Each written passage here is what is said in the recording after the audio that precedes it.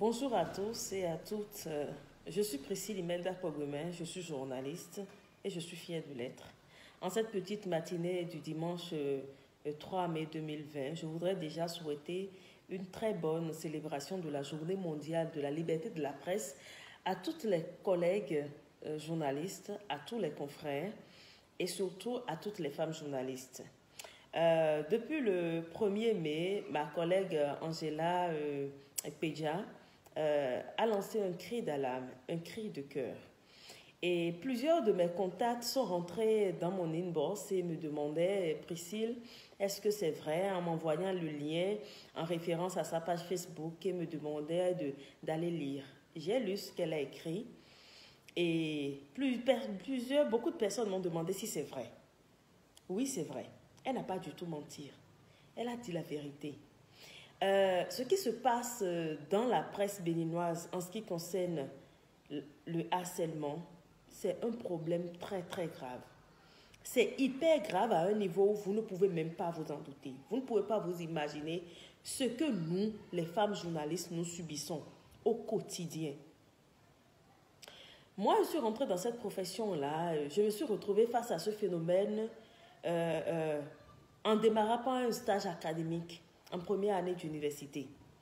Et j'ai commencé mon stage dans une télévision de la place où ça a commencé tout de suite, ça n'a pas raté. C'est déjà pas des « tu es très belle », « tu me plais »,« tu es jolie ». Et moi, je prenais ça comme juste des compliments, bon, ce que les hommes disent à nous, les femmes, et pas plus. Mais c'est aller au-delà. C'est aller au-delà où, quand ton patron te fait la cour, tu refuses, systématiquement, c'est des menaces. Systématiquement, c'est des représailles. Systématiquement, on t'empêche d'aller sur le terrain. On te confie ce qu'on appelle dans notre jargon des chiens écrasés. On t'empêche de t'épanouir au boulot. Et vous vous imaginez, c'est du directeur de la télévision, du directeur général, du rédacteur en chef, son adjoint, aux simples collègues de la rédaction. Et ils ne veulent pas savoir si vous voulez ou pas. Quand vous êtes femme journaliste, vous rentrez dans une rédaction systématiquement, vous êtes comme un objet sexuel. Vous êtes comme un jouet pour eux. Et tout le monde veut goûter. C'est comme si vous êtes venu avec des gâteries dans la main et que comme les enfants, par exemple, voient des bonbons, des biscuits, veulent se jeter là-dessus tout de suite, malheureusement. Et c'est ça. Angela n'a pas menti. Elle n'est pas la première femme journaliste au Bénin à être harcelée. Elle ne sera pas la dernière. Moi, j'ai été harcelée, proprement et âprement. Tellement que j'étais obligée d'abandonner, de rester à la maison. Si aujourd'hui, dimanche 3 mai, je vous parle, je suis à la maison, je ne travaille dans aucune chaîne de télévision au Bénin. Je vous donne cet exemple d'un directeur de télévision bien connu ici au Bénin, bien respecté, qui m'a fait la cour, que j'ai refusé.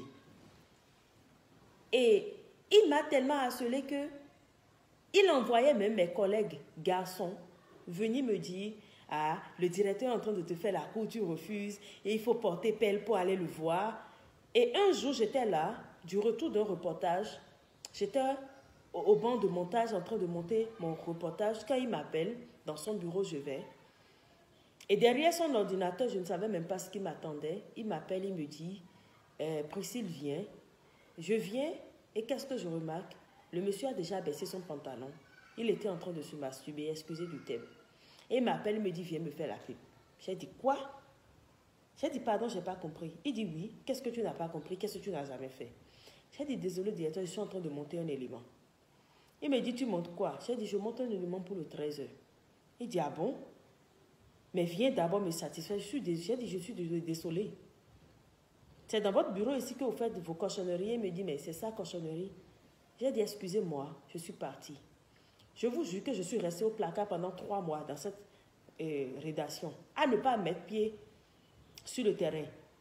Je suis devenue chef d'édition de toutes les éditions, de 6h jusqu'à 22h30, avant de rentrer chez moi, pendant 3 mois. Mais ça m'a appris, ça m'a renforcé. Ces 3 mois passés à ne pas mettre le pied sur le terrain, alors que je suis venue dans la maison en tant que journaliste stagiaire. Et là, j'étais stagiaire, hein, s'il vous plaît. Et on m'a puni pendant 3 mois. Et je suis restée à l'édition. C'est ça, ces 3 mois-là m'ont permis de connaître beaucoup de choses en télévision. Ça, c'est entre parenthèses. Mais mes collègues journalistes hommes dans cette même rédaction viennent me voir et me dire, ah Priscille, le directeur t'a appelé, il a dit de venir lui faire la canne à sucre, tu as refusé. Ah, si toi tu veux avoir un contrat dans cette maison, tu as intérêt, hein? Toutes les femmes l'ont fait, pourquoi pas toi? Et même si elles l'ont fait, et même si elles ne l'ont pas fait, ils vont vous dire ça, pour vous motiver à faire ce qu'ils veulent. Ce n'est pas possible. Et finalement, j'ai dû quitter cette télévision. Je suis allée dans une autre télévision. Ce directeur-là m'appelle et me dit, mais Priscille, combien de télévisions tu vas faire au Bénin? Combien de télévisions tu vas faire au Bénin? Tant que je serai dans la presse, toi, tu ne pourras pas travailler dans une télévision. Et je lui ai dit, DG, je vais faire toutes les chaînes de télévision au Bénin. Et c'est vrai, j'ai fait toutes les chaînes de télévision au Bénin, sauf LC2 et les nouvelles. J'ai fait toutes les chaînes de télévision au Bénin. Et on m'a dit, et il me dit, ben, tant que moi je serai dans la presse, tu ne pourras pas travailler quelque part. Je suis un conseiller occulte. N'importe quel directeur de télévision, lorsqu'ils vont m'appeler ou lorsque je vais apprendre que tu travailles là-bas, tu vas te retrouver du jour au lendemain à la maison. Et c'est arrivé. Je me suis retrouvée du jour au lendemain à la maison. Mais je ne regrette pas. Parce que j'ai tenu bon, j'ai tenu tête à ces hommes-là. Ils vous harcèlent. Il y a des directeurs, quand on les nomme, mais quand vous êtes dans le public, c'est bon. Vous êtes un contractuel, vous êtes un agent permanent de l'État. Quand vous refusez de le faire, on vous met au placard, vous êtes là, vous n'avancez plus, il n'y a plus de promotion. Mais quand c'est dans le privé, et surtout avec le nouveau code du travail, où il n'y a pas de contrat à durée indéterminée, où c'est un contrat à durée déterminée, et le patron sait que il t'aura à la fin de ton contrat. Toi-même, tu sais d'avance, il ne te renouvelle même pas. Quand ton contrat termine, tu ramasses tes affaires et tu pars. Mais si tu ne pars pas, tu restes et tu te laisses faire. C'est quoi la chose? Ce n'est pas normal. Ils ont tellement fait que quand on parle des femmes journalistes aujourd'hui, entre griffes, ça rime avec prostitution. Ce n'est pas bon. C'est un métier noble.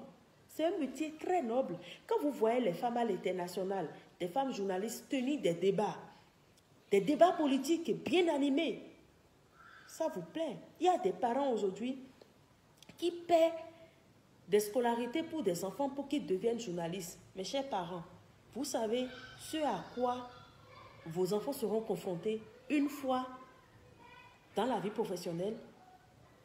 Moi, aujourd'hui, je suis à la maison. Il y a des directeurs qui viennent, on les nomme, ils viennent dans les privés, qui tiennent des réunions du personnel à partir de 20h, 22h, 23h, 20h, jusqu'à finir ces réunions-là à 2h du matin. J'ai subi ça dans ma carrière professionnelle. Et ces directeurs qui le font sont des hommes mariés. Ils sont bien, 1 fois, 2 fois, 3 fois mariés. C'est des polygames. Mais qui gardent des femmes au foyer, au boulot, pour réunion du personnel jusqu'à 2h du matin. Vous vous imaginez? Si tu refuses, ils vont dire quoi? Que désobéissance, tu n'as pas respecté à ton patron et que si il va coller quelque part, te renvoyer. Et pour conserver notre boulot, on est obligé de supporter ces genres de choses. Mais ce que moi j'ai dit que je ne vais pas supporter, c'est le harcèlement. Le harcèlement, non. Je ne vais pas me laisser harceler. J'avais 9 ans lorsque mon papa est décédé. Quel marché ma mère n'a pas fréquenté? Quelle tontine elle n'a pas donné pour me payer la contribution? Jusqu'à aller, moi j'ai fait l'ISMA. J'ai eu un master professionnel en journalisme, vous vous imaginez?